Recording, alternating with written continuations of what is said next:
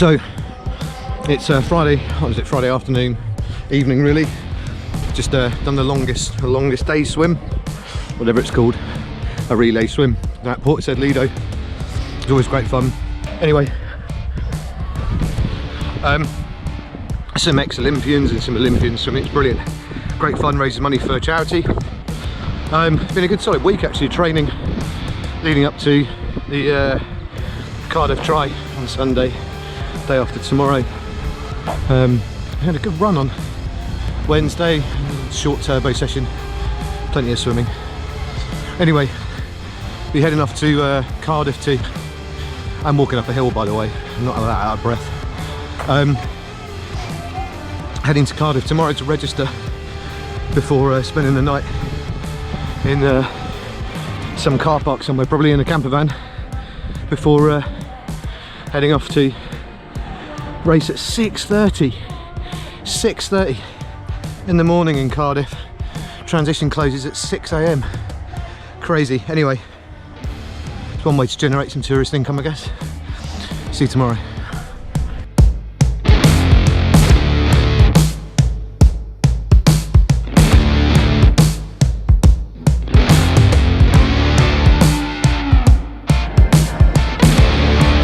It's all registered, it's easy enough, usual drill, tag, number, stickers, all that kind of stuff.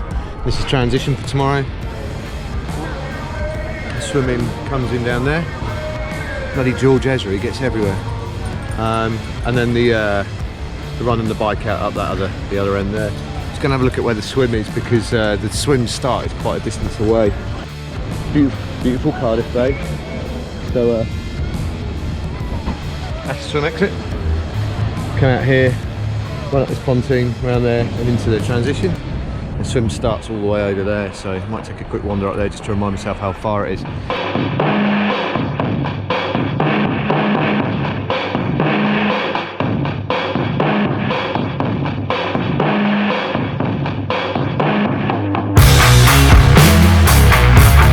Anyway, the plan now, I've driven the bike route and I think I've worked out where I'm going to park in the morning, because that's going to be pretty strategic.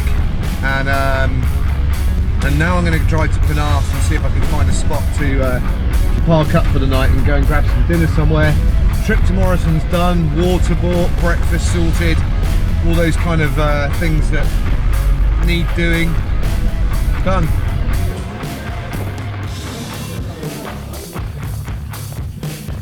Love a bit of Jurassic 5.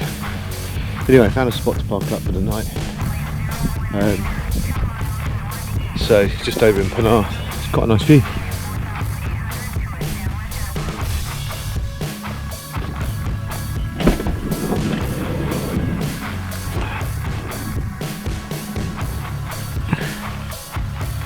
I think I'm cool waking up to that in the morning. In fact, you can't see it, but that's pretty much where the swim is. Over there where that wheel is. And the run comes all the way along the barrels along there.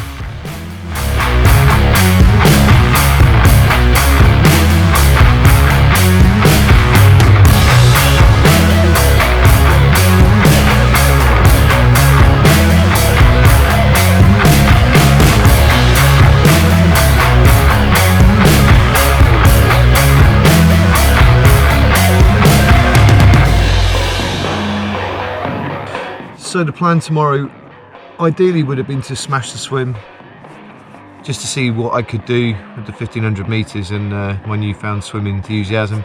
But I don't think I can really risk that. If I go too far into the red or burn too many matches in the swim, I think it will have an impact on the run later down the line. So I'm just going to find a pair of feet and cruise around the swim.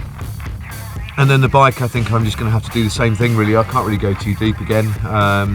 I'm just going to kind of ride at 200, 220 watts, something like that. I should be able to ride at about 250, 260.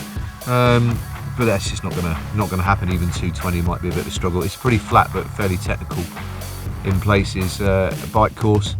Just have to see how busy it is with the first wave. So the first lap at least should be relatively quiet, but it will start to fill out after that, and I don't really trust other bike riders. Their bike handling is awful, so I tend to ride fairly conservatively.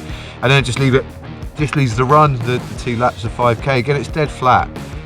Don't forget to wake up with me, okay? Set your alarms. Right, peace out.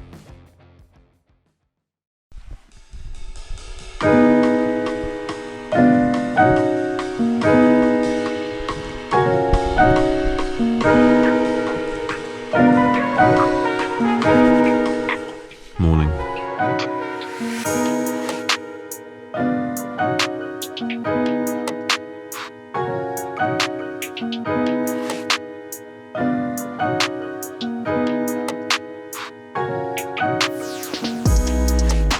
Wind's definitely picked up. It doesn't look as cloudy as I thought it was going to be.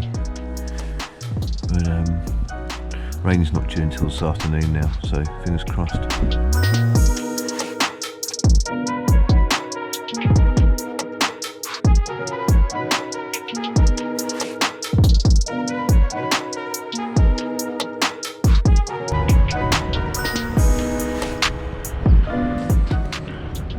I think we might luck out with this weather. I've got a feeling it's going to be alright. It's going to be buzzing and busy in here later on today.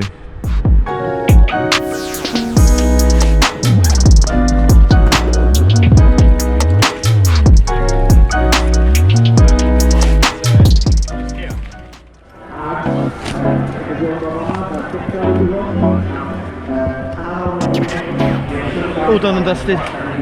Finished it. The bike course was cut short because, well, I'll explain that in a bit. Swim was long, I think. Bike was very short, run was very short. Anyway, done and dusted, enjoyed that. Right, well, let's try and make some sense of all that then. That was a strange race. So anyway, finished, that's the first thing. And where do we start? Because whilst I was in wave 1, whilst we're waiting for the swim start and the briefing, the head marshal, let us know that there was a police incident taking place on the far end of the bike course, which I did the recce on yesterday, the bit that's down in the docks really. And there was a guy threatening to jump out of a building. And anyway, you know, that kind of takes some level of priority, I think. So they pushed back the wave start to 7 AM, not 6:30, in the hope that the incident would be sorted, but it wasn't. So they shortened the bike route, and instead of 3 13k loops, they made us do 6 3.5k loops, which meant a couple of things. First of all, it meant we were on the sprint circuit. So by the time I was on the 5th or 6th lap, everybody pretty much was on the course in a 3k loop. And there was some pretty interesting bike riding, some pretty interesting bike handling, and I think some people need to sort their approach to racing out. You can't race like that when there are that many people on the road. It's not safe to do that, and there were quite a few people that came off. And I have to admit, from the 2 accidents that I saw, the people that came off, it was their own fault. I spent most of the time on the cow horns rather than the skis. There was a couple of really nice sections. The first couple of laps were great because I was in wave 1 and there was a couple of really lovely long stretches. You can get down and on the skis and get really aero and have a good ride. But you know, when it's congested like that, the bottom section, that way behind me, down the lower section, it was chaos, just total chaos. And you have to ride accordingly, and I think some people need to sort their act out. So that was kind of odd. And that also shortened the bike course from 40k to 30k. So there was some chaos out on the course really, where a lot of the Olympic racers, once they realised that 6 laps was going to be around about 30k, they started to get into a flat, myself included. I had to stop and ask a marshal whether it was correct or not, and it was. So they only wanted us to do 3 laps, which was 30k. Fine by me. I couldn't get off that course quick enough, if I'm honest with you, the amount of people there were on there. And then the run was okay, and I felt pretty good to start with, and but I ran conservatively. I didn't want to completely make a mess of everything. So I went out running 5:50 per K and felt all right, and did a loop, and I knew it was short. I knew it was around about 9K. It was in 2015 when I raced it, so I was quite happy just to run accordingly, and then I was struggling a little bit on the 6th kilometre actually, just you know, the usual, no different to anybody else. 6K in after that much running, and Alex Matchett, who won, I think, I'm pretty sure, I have to go and check in a minute, he came past the other way and gave me like the biggest shout that I think I've ever heard. I don't know how that guy can get so much air in his lungs to be able to run. I don't know what he was running, like I think it was a 5K he was running. He must have been running sort of 15-16 minute 5K pace, and was able to shout that loud. I literally never heard anyone shout so loud, and ended up being a slightly faster kilometre. Then I previously thought I was going to be my slowest, and it was the fastest one to that point. And then around the turnaround point at the far end of the barrage near Penarth, and then, you know, back in, and I think I ended up running 5:48 per kilometre, which is fine. I wanted to run under an hour pace, so that would have been 6-minute kilometres, and I ran 5:48, so that's all right. And the best thing about the run is that my glutes hurt. So my quads don't hurt. My glutes hurt, and that's really reassuring. That's really good news for me, because obviously that's meaning that all these exercises are working. My knee doesn't feel too, in fact, to be honest with you, everything kind of hurts equally. My knee doesn't particularly hurt any more than anything else. So all in all, successful race. It was like a 2:21, which if it was a real Olympic distance, that would have been fine. Oh, I think the swim was long as well. I swam just under 28 minutes. I bloody hope it was long. The swim was chaos. They changed the route from last year, I think. They certainly changed it from 2015. You had to do this weird dog leg, and nobody knew where they were going at all. That kind of does need sorting out as well. I mean, I know they couldn't do anything about the bike route today. That's just, you know, stuff happens. Life gets in the way. It's more important that poor person needs some assistance. And I hope that they did, and there's nothing that you can do about stuff like that, but and they did what they could with the bike course, although, you know, it was pretty chaotic. Maybe they could have been a bit more communicative at the start, that it would have been a 30k bike route, because that really confused everybody.